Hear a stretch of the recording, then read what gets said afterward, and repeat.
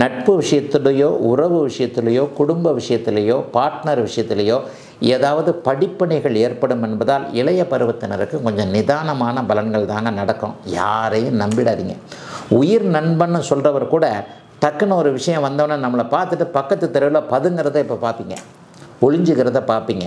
யார் உண்மையான நண்பர், எவர் கெட்டவர், எவர் நல்லவர், எது நல்லது, எது கெட்டது, பணம் இருந்தால் எப்படி, பணம் இல்லைன்னா எப்படி, இந்த மாதிரியான அனுபவங்கள் 2026ஆம் ஆண்டு உங்களுக்கு கிடைச்சே தீரும். அது கிடைக்கிறதும் உங்களுக்கு நல்லதுங்க. அதெல்லாம் இருந்தால் தான் இந்த 7.5 சனி இந்த மாதிரியான அமைப்புகள் வரும்போது தான் உலகத்தை பற்றி தெரிஞ்சு கொள்ளக்கூடிய அமைப்புகள் இருக்கும். ஆகவே இளைய பருவத்தினர் புதுசாக எதுவும் தொழில் ஆரம்பிச்சிடாதீங்க. மாமனை நம்பினேன், மச்சானை நம்பினேன், மச்சான் கொடுக்குறேன்னு சொன்னார், அண்ணன் கொடுக்குறேன்னாரு, அப்பா கொடுக்குறேன்னாரு, இதெல்லாம் ஒன்றும் நடக்காது. உறவுகளில் கசப்புகள் வரும், வேலையில் கசப்புகள் வரும். மேலதிகாரி நம்மளை தான் போட்டு அப்படியே நொம்பலம் பண்ணிக்கிட்டு இருப்பார். நம்ம தான் ஆஃபீஸில் வேலை செய்வோம், ஆனால் நமக்கு தான் கெட்ட பேர் வந்துக்கிட்டு இருக்கோம். நமக்கு பிடிக்காத நைட் ஷிஃப்ட்டு போடுவாங்க. இந்த மாதிரியான சின்ன சின்ன விஷயங்கள் இருக்கத்தான் செய்யும்.